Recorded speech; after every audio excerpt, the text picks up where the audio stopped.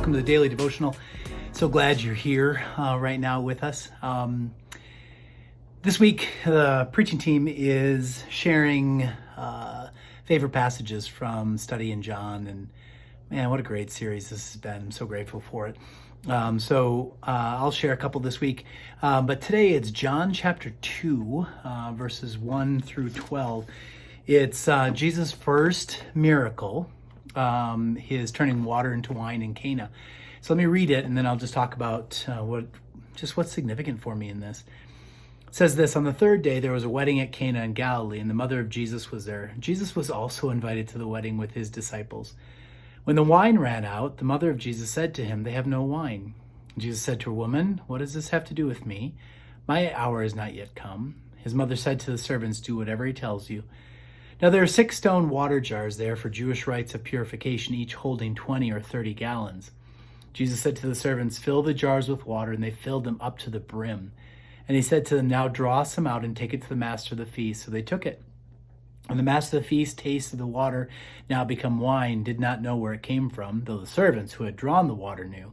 The master of the feast called the bridegroom and said to him, "Everyone serves the good wine first, and when people have drunk freely, then the poor wine, but you've kept the good wine until now." This is the first of his signs Jesus did at Cana and in Galilee, and manifested his glory, and his disciples believed in him. After this, he went down to Capernaum with his mother and his brothers and his disciples, and stayed there for a few days. So what stands out to me is Jesus making a decision at the very beginning of his ministry to step into what it is that the Father had called him to. Faith, he made the decision to say yes to the plan that the Father had to redeem you and me. What an amazing thing. And Jesus goes public right here at this point in his ministry.